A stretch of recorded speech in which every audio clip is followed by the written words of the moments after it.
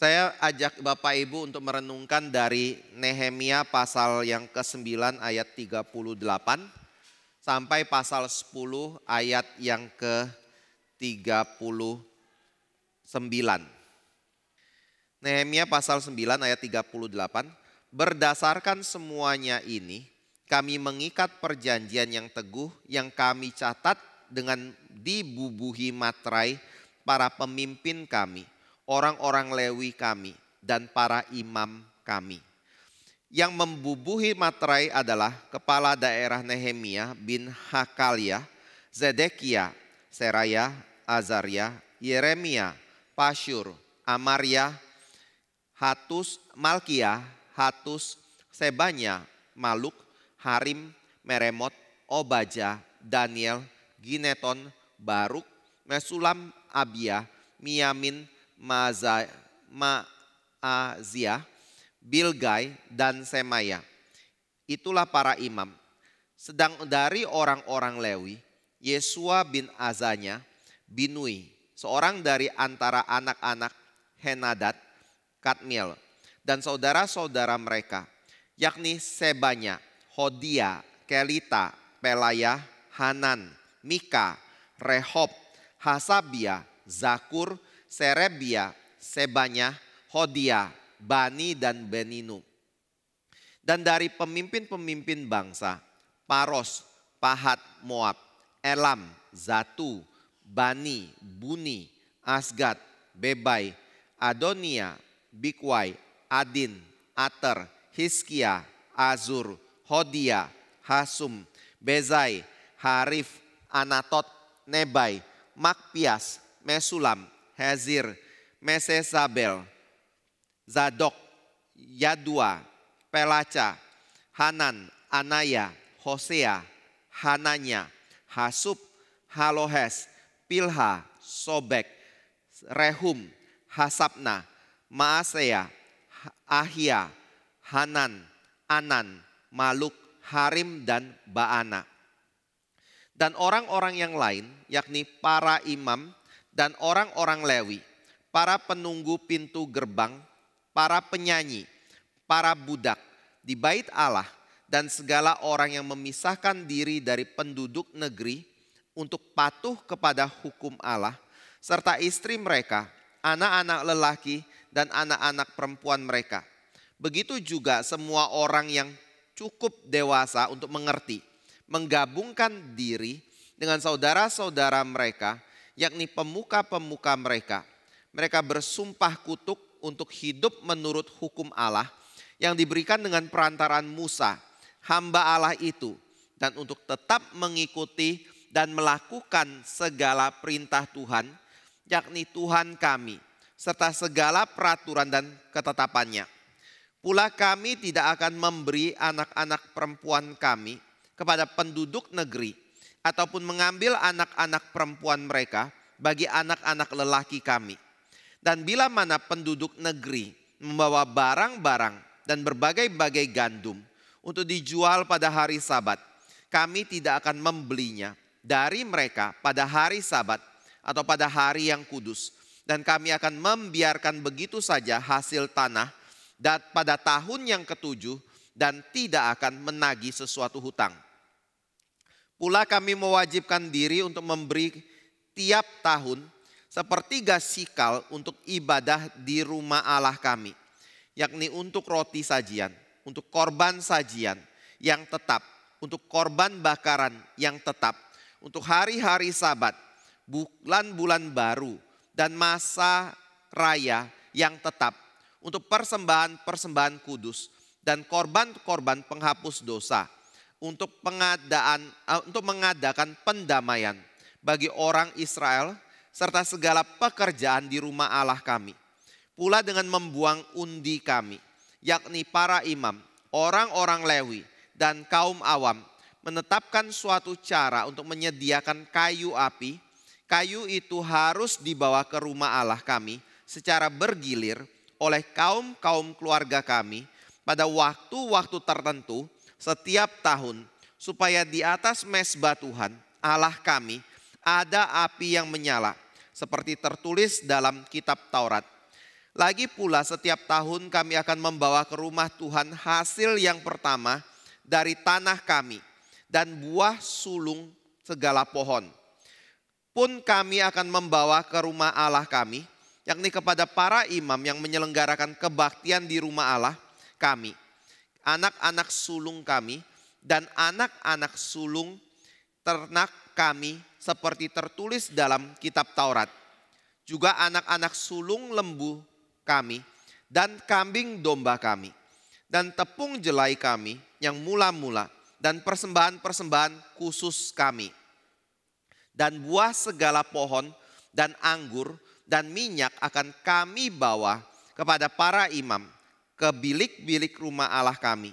Dan kepada orang-orang Lewi akan kami bawa persembahan persepuluhan dari tanah kami.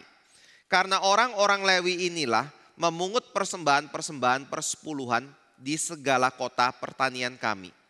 Seorang imam anak Harun akan menyertai orang-orang Lewi itu bila mereka memungut persembahan persepuluhan, dan orang-orang Lewi itu akan membawa persembahan persepuluhan daripada persembahan persepuluhan itu ke rumah Allah kami, ke bilik-bilik rumah perbendaharaan. Karena orang Israel dan orang Lewi harus membawa persembahan khusus daripada gandum, anggur, dan minyak ke bilik-bilik situ. Di situ ada perkakas-perkakas tempat kudus. Pula para imam yang menyelenggarakan kebaktian, para penunggu pintu gerbang, dan para penyanyi. Kami tidak akan membiarkan rumah Allah kami. Bapak Ibu Saudara yang kasih Tuhan, pada waktu kita membaca pasal 10 Nehemia ini, kunci untuk mengerti pasal 10 itu adalah pada pasal 9 ayat 38. Dan isi pasal 9 ayat 38 ini adalah berbicara mengenai perjanjian yang mengikat dan perjanjian yang dibubuhkan dengan meterai oleh para pemimpin dari orang-orang Israel, Lewi dan para imam. Dan kalau kita tanya kembali, apa yang menjadi perjanjian itu dan apa yang menyebabkan orang Israel mengikat perjanjian kepada Tuhan, maka Bapak Ibu bisa mengerti ini dari pasal 10 dan pasal yang ke-9. Di dalam pasal 9, Nehemia memberi kita pengertian apa yang membuat orang-orang Israel itu kemudian mengikat perjanjian mereka di hadapan Tuhan. Apa yang mendorong mereka mau berkomitmen kepada Tuhan. Tetapi di dalam pasal yang ke-10, kita diberitahu siapa yang mengikat perjanjian itu dan apa yang menjadi isi perjanjian tersebut. Dan kenapa mereka bersungguh-sungguh untuk mengikat perjanjian itu bersama dengan Tuhan. Nah Bapak Ibu Saudara yang kasih Tuhan, ini artinya bahwa pada waktu orang Israel melihat hari depan daripada kehidupan mereka, mereka tidak pernah melihat hari depan itu berdasarkan kacamata hari depan saja. Dan mereka bukan hanya melihat hari depan itu berkacamata dari hari ini saja, tetapi mereka melihat pentingnya hari depan itu berdasarkan terang dari masa lalu atau sejarah yang pernah dilalui orang-orang Israel. Maksudnya adalah kita akan bisa menghadapi hari depan dengan efektif, dengan tepat, kalau kita mengerti masa lalu kita itu seperti apa. Atau sejarah, pengetahuan akan sejarah itu membuat kita bisa mengerti bagaimana kita harusnya bersikap akan hari depan yang kita jalankan ini. Termasuk juga hari ini. Nah ini sebenarnya adalah hal yang menunjukkan kalau mengetahui masa lalu itu adalah hal yang begitu penting sekali. Nah signifikansi dari mengerti masa lalu itu bagaimana? Kalau Bapak Ibu tadi saya katakan di awal, untuk bisa mengerti menghadapi hari depan, mungkin agak bingung seperti itu. Nah saya mau ambil contoh seperti ini. Tadi kebetulan kita membaca Mazmur 78. Bapak Ibu boleh sambil membandingkan dengan Nehemia pasal 9. Kita akan melihat bahwa di dalam Mazmur 78, di situ dikatakan mengenai doa pengampunan dosa atau pengakuan dosa atas apa yang atau Bukan pengakuan dosa intinya, tetapi pelajaran dari sejarah yang di dalamnya ada pengakuan dosa. Jadi maksudnya adalah pada waktu kita membaca Mazmur 78, kita diajak untuk melihat kepada apa yang dilakukan oleh Tuhan dan apa yang dilakukan oleh nenek moyang. Dan pada waktu mereka melihat apa yang dilakukan oleh nenek moyang, itu membawa mereka hidup di dalam satu pertobatan kalau Bapak Ibu baca seterusnya. Dan kenapa mereka bertobat dari situ? Yang diwujudkan dari dua hal. Pertama adalah mereka menaikkan syukur kepada Tuhan. Dan yang kedua adalah mereka kemudian mengambil satu komitmen untuk tidak mengulangi apa yang menjadi perbuatan dosa di masa lalu. Yaitu mereka melihat bahwa Tuhan bekerja di dalam kasih setianya kepada bangsa Israel yang terus menerus berbuat dosa dan melawan Tuhan. Jadi tadi saya bicara Mazmur 78 itu berbicara mengenai satu pengakuan dosa yang diungkapkan oleh Israel juga. Maksudnya adalah melalui Israel mengerti masa lalunya. Yang berdosa itu, yang terus melawan Tuhan Allah. Tetapi Allah terus setia menjaga dan memelihara Israel. Itu membuat mereka hari ini bisa bersyukur di hadapan Tuhan. Tetapi juga bersikap untuk tidak mengulangi kesalahan yang dilakukan oleh orang tuanya di masa lalu. Nah Bapak Ibu bisa melihat di dalam Nehemia pasal 9 juga. Dalam Nehemia pasal 9 ini bicara mengenai perkumpulan dari orang-orang Israel. Dan mereka mengadakan pengakuan dosa dan permintaan doa kepada Tuhan. Intinya adalah mereka menyadari apa yang dilakukan oleh orang tua mereka. Mereka mengingat bahwa Tuhan bisa tetap setia kepada mereka sampai hari ini. Bukan karena orang tua mereka yang taat.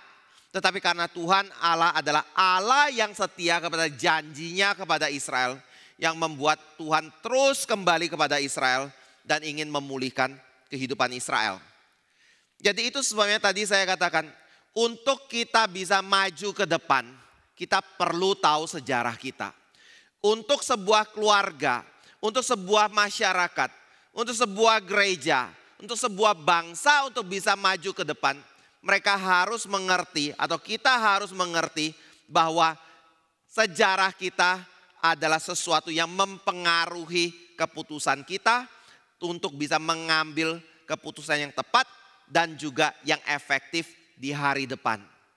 Jadi itu sebabnya tadi saya katakan di awal, pada waktu kita melihat terang dari hari depan, atau kita menengokkan mata kita ke hari depan, maka hari depan itu tidak pernah boleh kita lihat tanpa terang dari masa lalu. Apa yang terjadi di dalam sejarah itu merupakan sesuatu yang penting sehingga kita bisa menghadapi hari esok. Tetapi kalau Bapak Ibu perhatikan di dalam kitab Filipi pasal 3 ayat 13 dan 14. Di sini Paulus sepertinya mengungkapkan sesuatu yang sedikit berbeda dari apa yang diajarkan di dalam perjanjian lama. Di dalam Filipi 3 ayat 13 dan 14 demikian firman Tuhan. Saudara-saudara, aku sendiri tidak menganggap bahwa aku telah menangkapnya. Tetapi ini yang kulakukan, aku melupakan apa yang telah di belakangku dan mengarahkan diri kepada apa yang di hadapanku. Dan berlari-lari kepada tujuan untuk memperoleh hadiah, yaitu panggilan sorgawi dari Allah dalam Kristus Yesus. Kalau Bapak Ibu baca bagian ini, Paulus mengajar kita untuk apa? Melupakan masa lalu kan? Karena Paulus sendiri melupakan apa yang dulu pernah terjadi, yang ada di belakang dia, dan mengarahkan diri kepada apa yang ada di hadapannya. Artinya adalah, jangan nengok ke belakang, lihatlah ke depan, maju terus seperti itu. Kalau kita bicara seperti ini, seolah-olah Paulus adalah orang yang mengajarkan kepada kita hal yang berkontradiksi dengan apa yang sebelumnya tadi dikatakan. Yang mengatakan bahwa untuk melihat hari depan perlu terang masa lalu atau sejarah kehidupan dari diri kita atau bangsa kita. Tetapi di sini apakah Paulus melupakan masa lalunya? Apakah sungguh-sungguh Paulus mengajar kita gak usah nengok ke belakang. Yang penting jalan ke depan terus. Karena jalan ke depan lebih baik daripada menengok ke belakang. Bapak Ibu saudara yang kasih Tuhan, saya lihat Paulus tidak maksudkan seperti ini. Kenapa? Karena kalau Bapak Ibu mundur ke dalam ayat yang keempat dari pasal ketiga, Paulus mengajak kita untuk mengerti bahwa dia tidak pernah melupakan masa lalunya. Bapak Ibu boleh silakan sambil buka Filipi pasal 3. Di dalam ayat 4, saya baca bagian pertama lalu kemudian Bapak Ibu boleh bagian kedua bersama-sama ya. Sekalipun aku juga ada alasan untuk menaruh percaya pada hal-hal lahir ya bersama-sama. Jika ada orang lain menyangka dapat menaruh percaya pada hal-hal lahir ya, aku lebih lagi disunat pada hari ke-8 dari bangsa Israel, dari suku Benyamin, orang Ibrani asli. Tentang pendirian terhadap hukum Taurat, aku orang Farisi. Tentang kegiatan aku penganiaya jemaat, tentang kebenaran dalam mentaati hukum Taurat, aku tidak bercacat. Tetapi apa yang dahulu merupakan keuntungan bagiku, sekarang kuanggap rugi karena Kristus. Kalau Bapak Ibu perhatikan kalimat ini, kira-kira Paulus lupa enggak masa lalunya? Enggak. Dia tahu persis dia disunat hari ke-8. Dia tahu persis dia orang Yahudi asli. Dia tahu persis dia dari suku Benyamin. Dia tahu persis dia adalah anggota Farisi. Dan itu semua dia katakan di dalam bagian ini dan bagian-bagian yang lain yang menunjukkan kalau dia nggak pernah lupa masa lalunya. Lalu kenapa Paulus di bagian ini berkata bahwa saya melupakan apa yang telah di belakangku, lalu mengarahkan mataku ke depan dan berlari-lari kepada tujuan untuk memperoleh hadiah, yaitu panggilan sorgawi dari Allah dalam Kristus Yesus. Saya lihat di sini yang utama itu bukan melupakan masa lalu.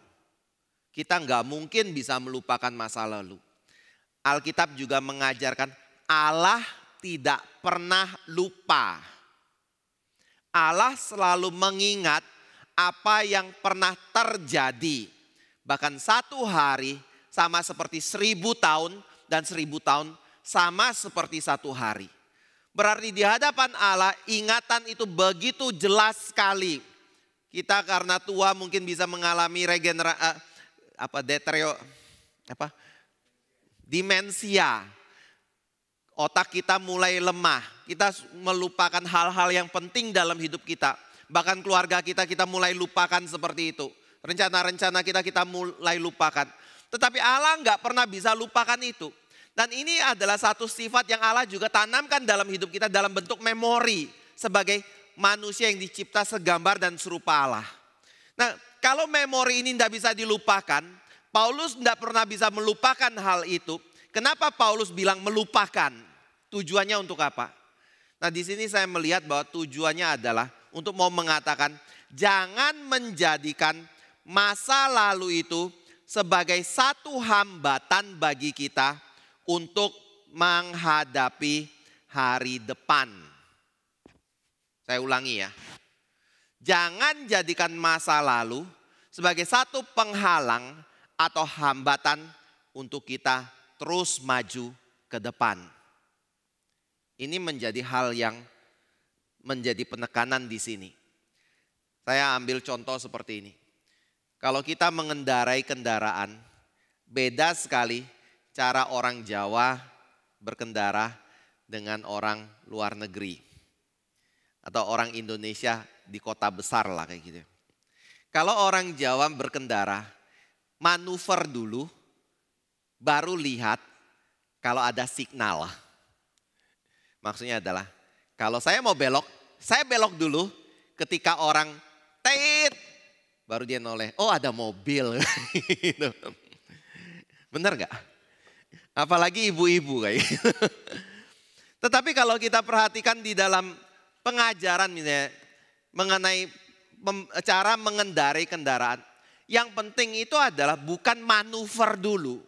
Tetapi kita harus lihat keadaan dulu, lalu kita kemudian memberi tanda, baru kita melakukan manuver. Contohnya bagaimana? Kalau kita ingin belok kanan, hal pertama adalah kita pasti lihat situasi yang ada di sekitar kita terlebih dahulu. Kita lihat di belakang kita ada kendaraan atau tidak. Kita lihat di kanan kita ada kendaraan atau tidak. Baru setelah semuanya aman kita memberikan signal sign. Setelah itu kita baru belok ke kanan. Itu cara yang benar kan? Cara yang salah gimana? Saya mau belok kanan, sign langsung belok kanan. Di detik yang sama, nggak lihat lagi ke kanan, lihat lagi ke belakang itu seperti apa. Lalu coba bayangkan kayak gini ya. Kalau Bapak Ibu berkendara, lalu Bapak Ibu punya mata terus menyorot ke kaca spion yang ada di depan sama yang di kiri kanan. Kira-kira mata Bapak Ibu nggak pernah lepaskan mata dari kaca spion itu, apa yang terjadi? Nabrak.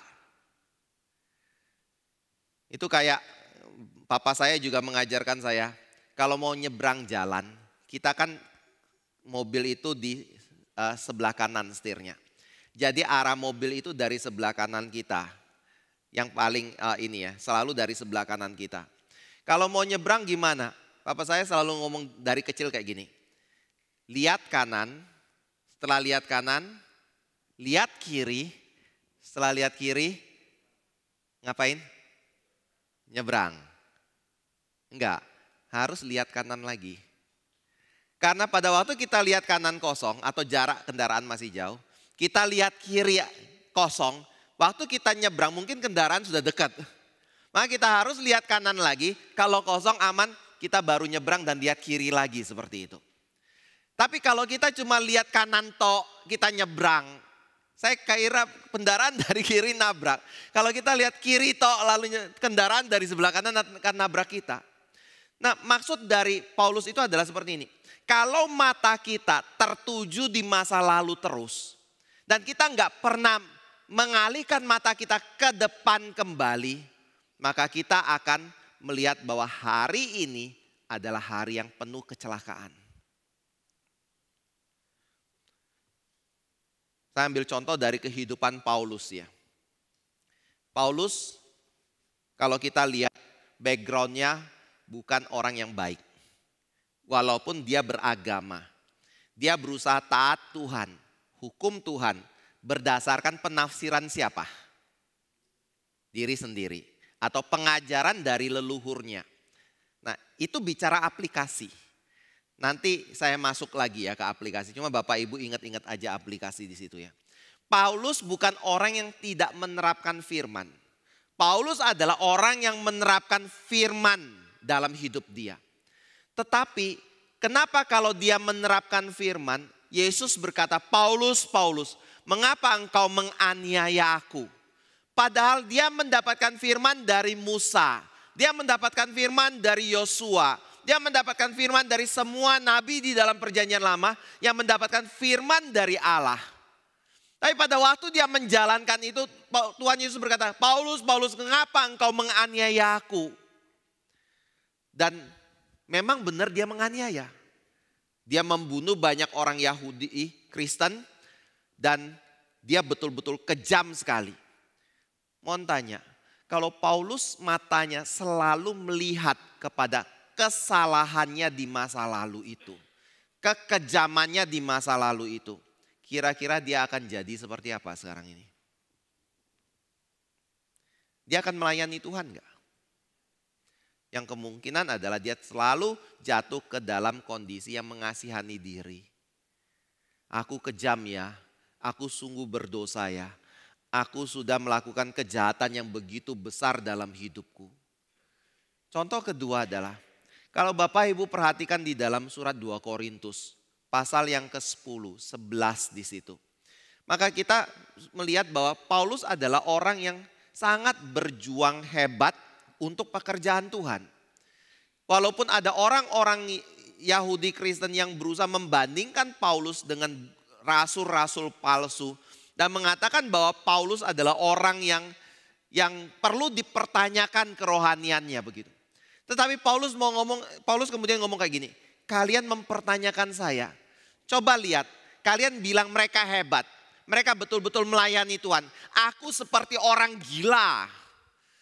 Siang malam, menempuh bahaya. Karam kapal berapa kali. Dicambuk berapa kali, 40 kurang 1. Yang menghadapi bahaya rampok berapa kali. Hampir mati. Kerja nggak pernah istirahat. Aku seperti orang gila untuk melayani Tuhan. Nah, aku nggak bisa dibandingkan semua dengan rasul-rasul palsu itu yang mencari keuntungan bagi dirimu dari engkau. Aku bukan mencari keuntungan, bahkan aku rela berkorban dan tidak makan. Rasa kelaparan, kedinginan, kepanasan demi Injil bisa dikabarkan. Bapak Ibu saudara yang kasih Tuhan, kalau kita terus melihat kepada prestasi kita di masa lalu, kita akan jadi orang seperti apa? Sombong.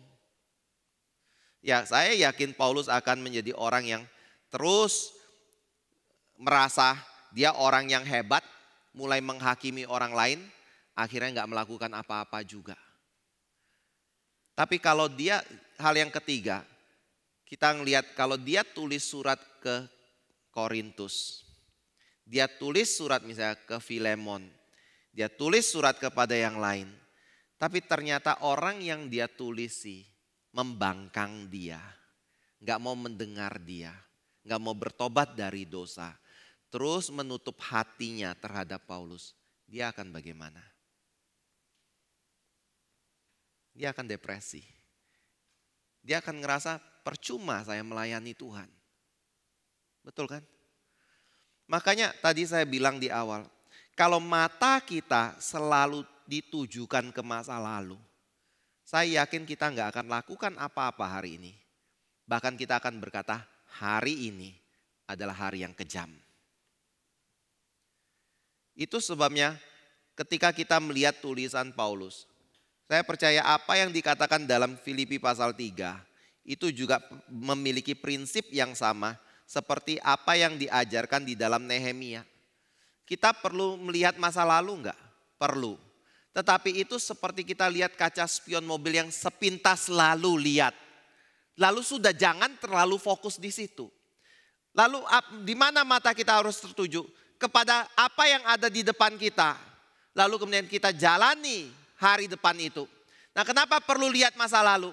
Karena kalau kita tidak lihat masa lalu, kita bisa mengulangi kesalahan yang sama di masa depan. Kalau kita nggak lihat masa lalu, kita nggak pernah bisa bersyukur atas pemeliharaan Tuhan dalam kehidupan kita. Bapak Ibu saudara yang kasih Tuhan.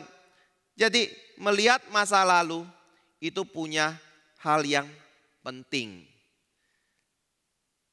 Tetapi terlalu fokus kepada masa lalu itu masalah.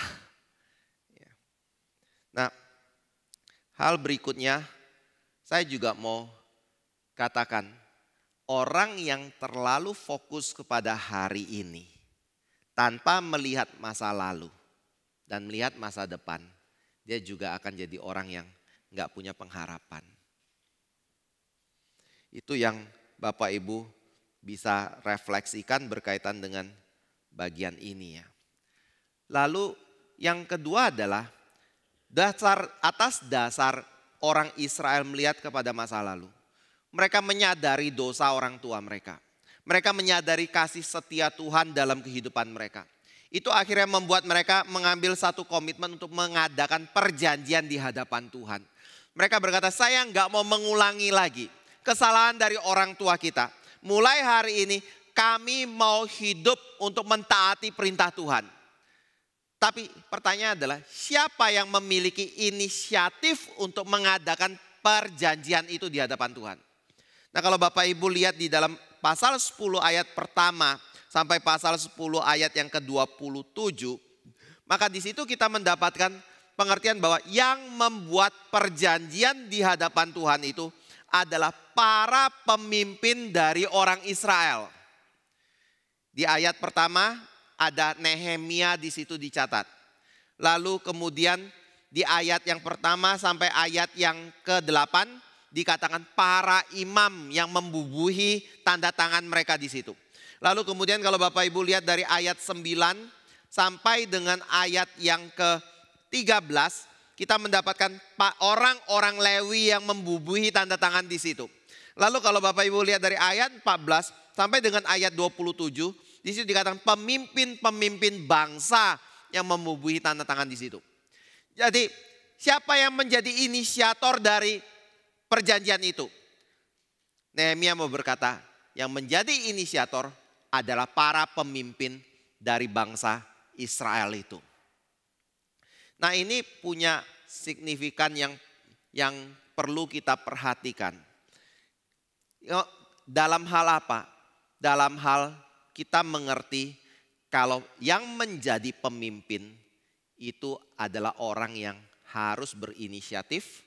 Yang menjadi pemimpin adalah orang yang harus menjadi contoh teladan di dalam kehidupan mereka. Dan kalau tanya siapa itu pemimpin, kuncinya adalah semua orang yang ada pengikutnya di belakang, dia adalah pemimpin.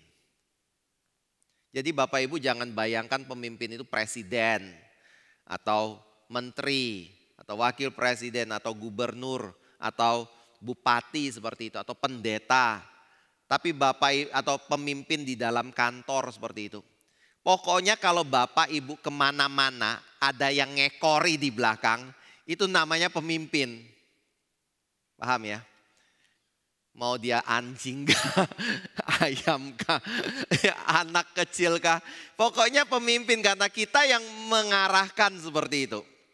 Nah, di dalam hal ini Nehemia mau berkata bahwa yang menjadi pendahulu itu adalah pemimpin. Yang menjadi inisiator itu adalah pemimpin. Yang harusnya menjadi contoh untuk mentaati Tuhan itu adalah pemimpin. Nah, ini membedakan kita dari orang-orang dunia di dalam mengerti pemimpin. Kalau kita melihat pada orang dunia, pemimpin itu adalah orang yang punya kedudukan, orang yang punya uang, orang yang punya anak buah, dan orang yang dilayani.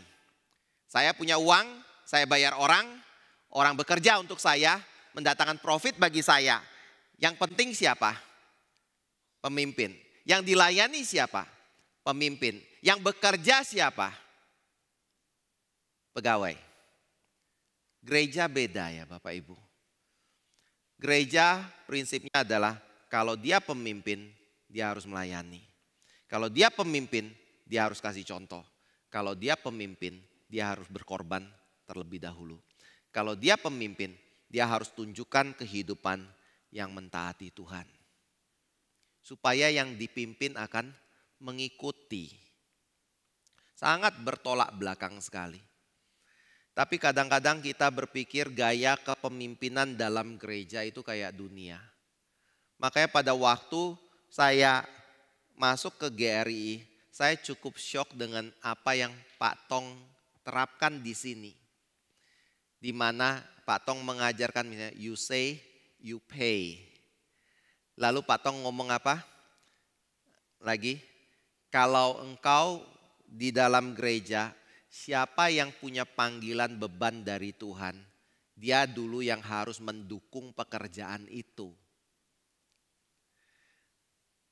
Saya dibesarkan dari kecil dengan satu pemikiran, ada orang yang diberi Tuhan kekayaan.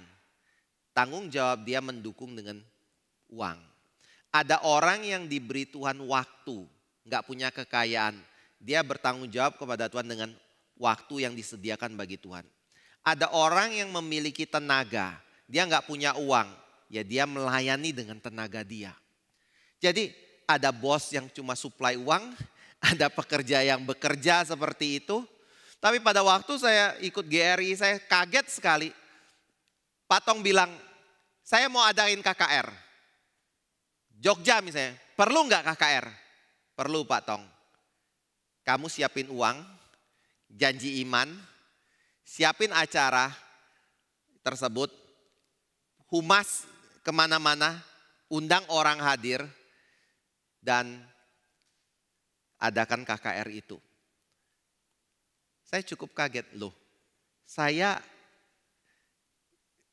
ada uang, harusnya saya kasih uang saja kan. Tapi Pak Tong bilang janji iman ya. Waktu janji iman, siapa yang harus janji iman? Jemaat. Nggak bisa, pendetanya harus janji iman dulu. Ambil contoh ya. Bapak Ibu waktu bangun gereja ini pengurus-pengurus, kita pernah ada janji iman kan. Lalu Bapak Ibu ingat nggak yang pertama ditanyain kasih janji iman siapa? Saya ditanya Pak Tong, kamu kasih janji iman Dawis? Iya. Sudah tanya kayak gitu nggak stop di situ lagi. Kamu kasih berapa? Di depan jemaat loh dia ngomong kayak gitu. Kalau saya kasih kecil malunya minta ampun kan. Tapi kalau saya kasih besar uang dari mana kayak gitu. Tapi itu cara Pak Tong, kalau Bapak Ibu perhatikan ya, misalnya Pak Tong setiap kali janji iman bikin gereja atau apa. Dia selalu ngomong saya kasih sekian, saya kasih sekian. Tapi setelah dia kasih sekian, dia kerja mati-matian untuk jadikan apa yang dia persembahkan itu terjadi. Itu sistem pelayanan yang Alkitab ajarkan. Pemimpin harus memberi contoh. Mulai hari ini Bapak Ibu tolong jangan terlalu keras sama saya. Saya juga manusia berdosa yang bisa gagal. Sama Pak Marvin juga kayak gitu. Bukan, saya berusaha semaksimal mungkin, Pak Marvin juga berusaha semaksimal mungkin untuk mentaati Tuhan. Kita berjuang bersama seperti itu. Tapi sebagai pemimpin baik pendeta, penginjil, pengurus gereja, aktivis. Kalau Bapak Ibu betul-betul ingin melayani Tuhan, perhatikan sikap hidupmu. Perhatikan apa yang engkau lakukan. Perhatikan pelayanan yang engkau kerjakan. Bukan hanya di dalam gereja, tapi di dalam dunia kerja, di dalam keluarga, perhatikan itu. Karena cara kepemimpinan gereja itu berbeda dengan cara kepemimpinan dunia. Kita harus menjadi contoh terlebih dahulu. Nah itu sebabnya di sini Nehemia membubuhkan tanda tangannya di situ. Dan semua pemimpin yang lain membubuhkan tanda tangannya di sini. Tetapi di sisi lain, kalau Bapak Ibu perhatikan dari pasal 1 pasal 10 ayat 1 sampai ayat 27. Kita mungkin tanya, mereka ini siapa sih? Yang saya kenal cuma Nehemia, yang kisahnya begitu panjang dari pasal 1 sampai dengan pasal yang ke-13. Tetapi ketika kita tanya, Hakalia itu siapa? Zedekia itu siapa? Hanan itu siapa? Paros, Pahat, Moab, Elam, Adonia. Kita nggak kenal. Makanya Bapak Ibu nggak mau kasih nama anaknya kayak gini kan. Nehemia mungkin masih ada, Esther mungkin masih ada. Tapi ada yang mau kasih nama anaknya Buni. Saya kira nggak kenal. Tapi kenapa mereka dicatat di sini? Nah di sini saya minta bantu Bapak Ibu dengan coba pergi ke kuburan. Kalau Bapak Ibu pergi ke kuburan, Bapak Ibu bisa lihat di situ ada papan nisan dengan semua nama orang di situ. Mohon tanya, mereka penting nggak bagi kita? Penting bagi kita. Kalau penting bagi kita Bapak Ibu kalau mau menuju ke kuburan seseorang, Bapak Ibu langkai kuburannya enggak? Mungkin enggak. Tapi kenapa kadang-kadang kalau enggak ada jalan kita terpaksa lompati, kadang-kadang injek gitu. Karena kita enggak anggap orang itu penting. Tetapi kenapa namanya dicantum di situ? Kenapa tanggal lahir dan tanggal matinya dicantum di situ? Kenapa nama keluarganya dicantum di situ? Karena orang itu walaupun tidak penting bagi kita, penting bagi keluarga dan sekelompok orang tertentu. Nah itu dicatat di sini. Kita nggak paham siapa mereka.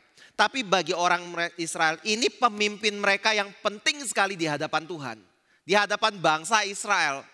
Tetapi di sisi lain juga kenapa nama ini tetap dicatat di sini. Selain mau menunjukkan kita hal itu adalah hal yang penting. Tetapi juga mau mengatakan ini hanya orang biasa. Tetapi mereka adalah orang yang berusaha menegakkan hukum Tuhan, kebenaran Tuhan. Atau orang biasa yang berusaha mengerjakan pekerjaan yang luar biasa. Ini adalah orang-orang yang dicatat di sini ya. Makanya pada waktu kita membaca nama ini, Tuhan mungkin hanya memberi satu contoh orang, yaitu yang namanya Nehemia. Tetapi yang lain tidak. Kenapa mereka mengerjakan pekerjaan yang besar? Nah sini saya ambil kutipan dari Hudson Taylor ya. Hudson Taylor berkata seperti, there are 3 stages in every great work of God. 1, impossible. 2, difficult. 3, done. Di dalam hidup kita ada 3 tingkatan pekerjaan dari Tuhan. Satu, tidak mungkin. Kedua, sulit. Yang ketiga, selesai. Bapak Ibu saudara yang kasih Tuhan, kenapa nama orang ini dicatat? Mereka bukan siapa-siapa. Walaupun bagi orang Israel ada pemimpin, tapi bagi kita bukan siapa-siapa. Tapi kenapa mereka dicatat? Karena mereka adalah orang-orang yang mengerjakan pekerjaan Tuhan yang besar. Yang gak mungkin bisa dikerjakan tanpa anugerah dari Tuhan, tanpa kuasa dari Tuhan, tanpa satu komitmen yang kita berikan dalam hidup kita. Makanya ini orang biasa yang mengerjakan pekerjaan supranatural atau pekerjaan yang besar, yang luar biasa. Dan Tuhan ingat selalu. Nah, dalam hal ini saya mau tanya, siapa orang penting di dalam gereja? Bapak Ibu kalau bicara kayak gini mungkin kalimat pertama muncul, ya pendeta dong. Kata kedua muncul pengurus gereja. Kata ketiga muncul pelayan yang di mimbar. Kata keempat muncul pelayan yang aktif di dalam gereja. Mungkin begitu. Kita akan mengurutkan berdasarkan posisi seseorang. Banyaknya orang itu menampilkan diri atau menyibukkan diri di dalam gereja. Tetapi Bapak Ibu saudara yang kasih Tuhan, kalau kita melihat kembali kepada kitab suci, yang penting itu bukan orang itu tampil di depan saya kira. Tapi yang penting itu adalah apakah dia mengerjakan pekerjaan Tuhan atau tidak. Apakah dia menggenapi apa yang diminta Tuhan untuk dilakukan atau tidak. Itu adalah orang yang penting. Maka kadang-kadang saya bersyukur sekali ketika saya interview peserta katekisasi, saya tanya apa yang menjadi beban pelayanan. Ada orang yang ngomong kayak gini, Pak, saya di backstage saja. Saya gak bisa di depan. Saya mendukung dari belakang saja. Bapak Ibu, orang ini diperhatikan jemaat tidak? Kalau kita pilih majelis gereja misalnya, penatua gereja, kira-kira orang ini terpilih enggak? Kemungkinan besar enggak? Siapa yang terpilih? Yang berdiri di depan. Tetapi prinsip Alkitab adalah mungkin orang yang enggak pernah terlihat di dalam jemaat, di depan gereja maksudnya ya, justru orang yang sangat dihargai oleh Tuhan. Nah yang saya mau ajak lihat adalah seperti ini. Ketika Bapak Ibu mengerti ini, membaca ini, pertanyaan saya, nama Bapak Ibu dicatat enggak? Orang dunia bisa ngomong, gereja ngomong, saya enggak kenal si A. Ini contoh ekstrim ya. Tetapi Bapak Ibu bisa bersyukur satu hal, Tuhan mencatat namaku, Tuhan mengingat namaku dan dia tidak pernah melupakan. Dengan cara mengenapi apa yang menjadi kehendak Tuhan di dalam hidup kita. Pemimpin yang melayani. Nah, bicara hal ini, maka saya mau tekankan begini. Kalau itu adalah yang dimengerti pemimpin, dan pemimpin itu adalah setiap orang yang diikuti, maka Bapak Ibu hati-hati ya. Di rumah tadi saya bilang, anak-anak melihat ini orang tua saya mengenapi kehendak Tuhan atau tidak. Di pekerjaan karyawan saya melihat ini orang menggenapi pekerjaan Tuhan atau tidak. Pada waktu kita berada di jalan orang melihat ini orang berbeda enggak dari kami. Di dalam gereja orang juga melihat ini pelayan Tuhan yang sejati atau bukan. Ini orang yang takut Tuhan atau bukan dalam kehidupan mereka. Jadi ini hal yang penting ya. Jadi siapa yang menjadi pengikat itu? Para pemimpin. Pemimpin dari umat Israel. Orang-orang yang penting bagi umat Israel pada waktu itu. Dan ini dijabarkan dalam ayat 28 dan 29. Bapak Ibu boleh baca bersama-sama pasal 10 ya. Ayat 28 dan 29. Dan orang-orang yang lain bersama-sama ya, 2, 3. Dan orang-orang yang lain yakni para imam dan orang-orang Lewi, para penunggu pintu gerbang, para penyanyi, para budak di bait Allah, dan segala orang yang memisahkan diri dari penduduk negeri untuk patuh kepada hukum Allah, Halo. Sama-sama baca dong. Lalu lanjutkan.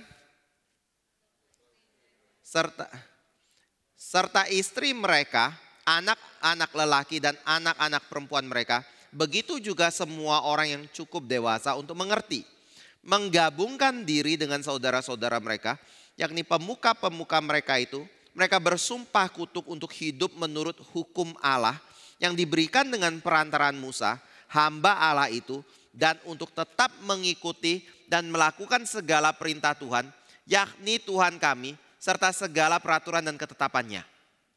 Bapak Ibu saudara yang kasih Tuhan, siapa yang berkumpul di situ? Pemimpin, orang dewasa, budak, suami, istri, anak-anak lelaki dan anak-anak perempuan. Lalu ada satu catatan, yaitu yang cukup dewasa untuk mengerti. Nah, di sini saya mau ajak Bapak Ibu masuk ke dalam peran penting dari orang tua di dalam sekolah minggu ya. Tadi saya sudah singgung di awal. Kalau Bapak Ibu perhatikan di dalam ayat 28, yang cukup dewasa untuk mengerti. Mungkin kita akan berkata yang cukup dewasa untuk mengerti berarti yang bisa diajak komunikasi, yang bisa diajak mengambil keputusan seperti itu, yang bisa diajak berkomitmen, yang mengerti dasar iman percaya mereka. Itu adalah orang yang cukup dimengerti. Tapi kalau anak-anak yang taunya masih main, yang sulit konsentrasi, yang kalau bawa ibadah mengganggu, kira-kira mereka perlu dibawa ke dalam pertemuan ibadah enggak? Perlu kita perhatikan tidak kerohanian dari anak-anak itu atau orang-orang tersebut? Kalau kita pikir tidak, biarkan mereka bertumbuh sendiri, mencari kebenaran sendiri. Sampai mereka bisa memutuskan sendiri mau ikut Tuhan, baru kita ajak ke gereja. Saya cuma kasih tahu, mereka pasti terhilang. Bapak Ibu saudara yang kasih Tuhan, anak-anak itu adalah orang berdosa. Kalau Pak Tong bilang anak-anak adalah monster kecil yang lucu. Kalau monster kecil yang lucu dibiarkan tanpa terang, mereka akan jadi monster besar yang gak lucu. Atau monster besar yang lihai untuk nipu, makan orang, dan yang lain-lain. Apalagi datang ke Tuhan, gak mungkin. Makanya di dalam tradisi orang Yahudi, mereka mengerti bahwa orang tua punya tanggung jawab untuk mendidik anak. Dan waktu mereka mengambil satu komitmen untuk hidup bagi Tuhan, Bapak Ibu bisa tadi baca di dalam ayat 30 dan seterusnya ya. Ketika mereka pulang, mereka bicara dengan anak mereka, istri mereka. Dan mereka berkomitmen untuk hidup bagi Tuhan. Jadi contohnya kayak gini.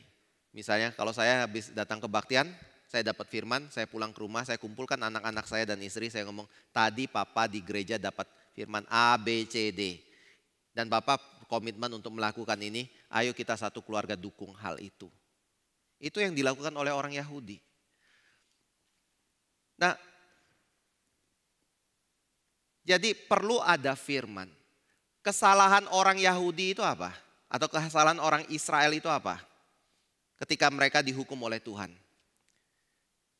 Saya ajak Bapak Ibu kutip dari ini aja ya. Hosea 4 ayat 6. Hosea 4 ayat 6.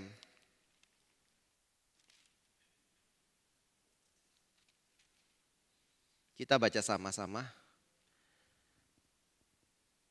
2, 3. Umatku binasa karena tidak mengenal Allah. Bapak Ibu saudara yang kasih Tuhan, kenapa Israel dihukum oleh Tuhan? Jawabannya karena apa? Karena tidak berperasaan. Begitu? Bukan, tapi tidak mengenal Allah. Ini satu hal yang kita perlu prihatinkan di dalam gereja hari ini. Karena gereja hari ini seringkali mengutamakan perasaan. Dan perasaan menjadi satu standar pengukur dia memiliki relasi dengan Tuhan, dan dia beribadah kepada Tuhan dan dia diberkati oleh Tuhan. Tetapi Alkitab tidak pernah menggunakan perasaan sebagai pengukur kalau kita adalah orang yang beribadah kepada Tuhan dan taat kepada Tuhan dan diberkati oleh Tuhan. Alkitab selalu mengatakan orang yang tidak mengenal Allah, dia akan dihukum, dan orang yang mengenal Allah adalah orang yang ditandai dengan kehidupan yang berkomitmen terhadap hukum Tuhan karena dia mengenal Allah. Ingat ini baik-baik ya. Makanya tadi saya bilang, orang tua perlu ngerti firman enggak? Perlu. Anak-anak perlu ngerti firman enggak? Perlu. Siapa yang mendidik? Orang tua harus mendidik anak untuk mengerti firman. Kalau Bapak Ibu perhatikan di dalam perjanjian lama, generasi kedua dan ketiga kenapa dihukum oleh Tuhan? Karena kemungkinan besar satu, mereka orang berdosa. Kemungkinan kedua, mungkin orang tua tidak meneruskan imannya kepada anak-anak. Tetapi di sini saya juga mau ajak Bapak Ibu lihat. Tadi saya kutip di awal. Kenapa Paulus yang mengerti Alkitab, perjanjian lama, yang membahasnya, menghafal di luar kepala. Tuhan berkata, Paulus, ngapa engkau menganiaya aku? Jawabnya karena apa?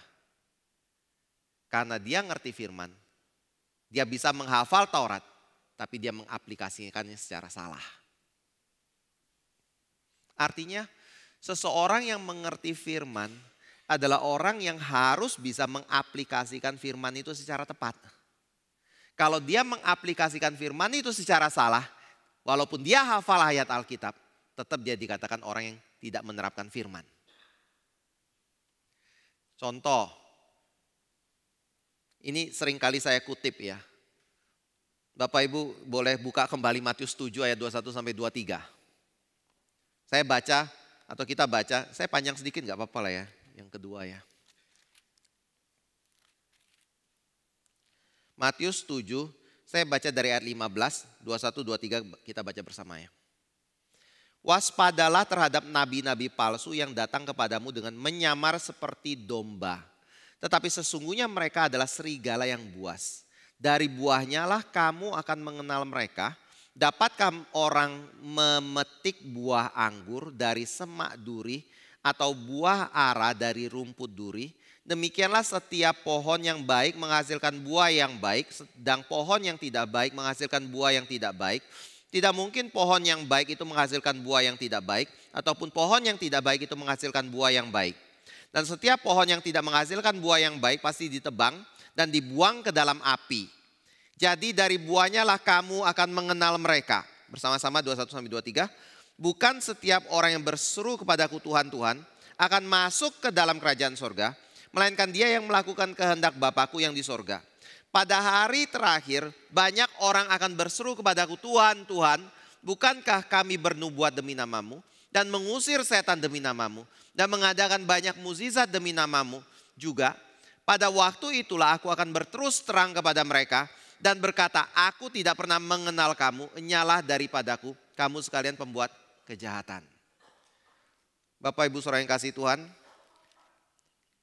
saya tanya kenapa orang itu dihukum?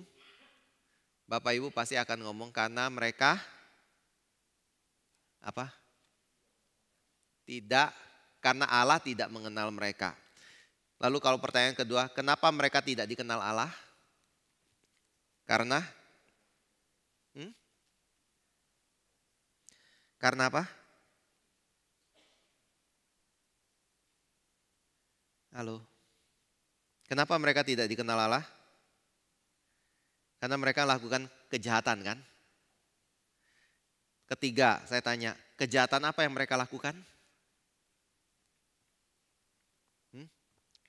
Kejahatan apa yang mereka lakukan?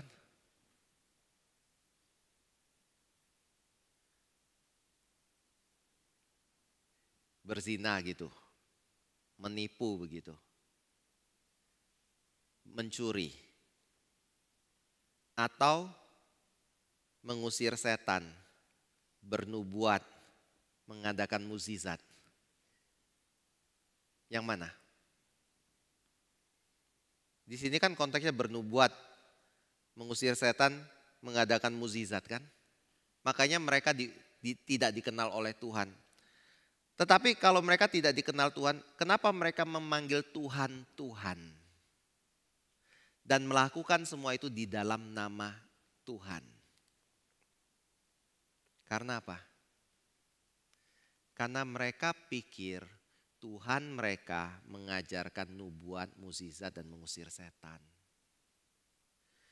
Yesus melakukan mukjizat, mengusir setan dan bernubuat iya. Tetapi kalau Bapak Ibu perhatikan Markus, itu bukan tujuan utama. Jadi dengan kata lain adalah orang-orang di dalam Matius 7 ayat 21 dan 23 diusir oleh Tuhan karena mereka tidak memiliki pengenalan Tuhan yang benar. Dalam hal apa? Dalam hal aplikasi dari firman yang mereka miliki. Jadi itu pentingnya kenapa kita perlu belajar. Dan itu pentingnya kenapa kita perlu mengerti bagaimana menerapkan firman Tuhan secara tepat. Sesuai dengan apa yang Tuhan katakan. Apa yang Tuhan pentingkan. Dan kalau Bapak Ibu mengutamakan perasaan untuk mengikut Tuhan, ketahuilah hukumnya cuma satu, pasti salah. Karena Tuhan menghukum bukan berdasarkan perasaan, tetapi Tuhan menghukum berdasarkan pengenalan kita akan siapa Dia. Jangan dibalik ya. Orang Israel hancur karena mereka bukan kurang merasakan Tuhan, tapi mereka hancur karena mereka kurang mengenal Tuhan. Pertanyaannya adalah kayak gini, sate jamur misalnya dengan martabak manis, dengan misalnya makanan cemilan yang kering-kering, enak yang mana? Halo, enak yang mana? Martabak manis kayak gitu. Tapi kalau Bapak Ibu makan satu potong martabak manis, kira-kira itu akan membahayakan atau tidak? Hah? Satu potong masih oke lah ya. Kalau enggak ditambah dengan yang lain-lain kayak gitu. Kalau tambah yang lain-lain lalu Bapak makan satu potong martabak manis karena enak, Ibu makan, saya tambah satu potong lagi deh. Karena enak lagi, Bapak Ibu tambah satu potong lagi deh. Kira-kira yang terjadi apa? Kencing manis, kolesterol, dan yang lain-lain. Betul kan? Jadi pengukur kebenaran itu berdasarkan perasaan enak atau pengetahuan? Pengetahuan. Bapak Ibu ikut Tuhan dan beribadah kepada Tuhan juga pengukur benar atau salahnya itu bukan perasaan tapi pengetahuan. Pengetahuan kita yang sinkron dengan apa yang Tuhan katakan, aplikasi hidup kita yang sinkron dengan apa yang Tuhan inginkan, itulah yang menjadi penanda kebenaran. Ingat ini ya. Nah itu sebenarnya saya mau tutup dengan 3 aplikasi di sini. Pada waktu orang Israel ngerti ini, mereka tahu orang tua mereka telah melawan Tuhan dengan aplikasi yang melawan Tuhan kayak gitu. Mereka ingin komitmen kembali ke dalam satu kehidupan yang benar. Maka mereka berkomitmen dalam 3 hal. Pertama adalah mereka akan bereskan masalah cinta. Yang kedua, mereka akan bereskan masalah waktu. Yang ketiga, mereka akan bereskan masalah uang. Cinta dalam pengertian mereka akan kasih tahu anak-anak mereka, tidak boleh menikah dengan orang yang beda iman. Harus seiman. Tidak ada kompromi. Pokoknya harus seiman.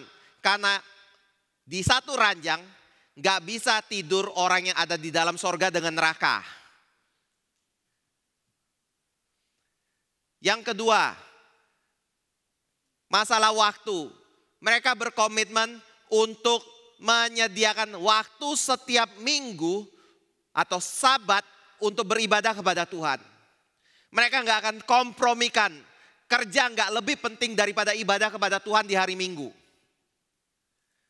Jalan-jalan gak lebih penting daripada ibadah Tuhan di hari Minggu. Pokoknya kalau Minggu saya harus utamakan Tuhan terlebih dahulu. Yang ketiga, Tuhan sudah berkati dengan berbagai hal yang buat saya bisa hidup, maka saya akan memberikan persembahan bagi Tuhan. Perpuluhan dan juga persembahan yang diperlukan untuk mendukung pekerjaan Tuhan. Ini 3 komitmen mereka. Pertanyaannya adalah, ini komitmen yang salah atau yang benar? Orang Israel kenapa dihukum? Karena kawin campur. Kenapa mereka dibuang? Karena nggak jalankan Sabat. Kenapa? Karena mereka tidak jalankan perpuluhan atau persembahan bagi Tuhan. Itu sebabnya saya bicara, ini adalah aplikasi yang benar. Setiap kita yang mau betul-betul berkenan di hadapan Tuhan, bukan hanya tahu menghafal ayat, tapi tahu menerapkan ayat itu secara benar di dalam hidup kita. Kiranya Tuhan boleh memberkati kita ya. Mari masuk dalam doa. Bapa, kembali bersyukur untuk firman-Mu, untuk kebenaran yang boleh Engkau bukakan bagi kami. Tolong kami ya Tuhan belajar berkomitmen di hadapan Engkau. Belajar meninggikan Engkau. Belajar mengutamakan Engkau lebih daripada apapun. Tetapi juga belajar untuk menerapkan firman-Mu secara benar di dalam kehidupan kami. Kami tidak menjadi orang yang suka-suka kami sendiri. Dan kami bukan dibuang karena kami tidak mengenal Engkau atau karena kami mengutamakan perasaan. Tapi kami boleh belajar untuk mengenal Engkau. Mengasihi Engkau melalui pengenalan kami dan satu kehidupan yang sungguh-sungguh ditransformasi sesuai dengan firman Tuhan. Di dalam nama Tuhan Yesus kami berdoa. Amin.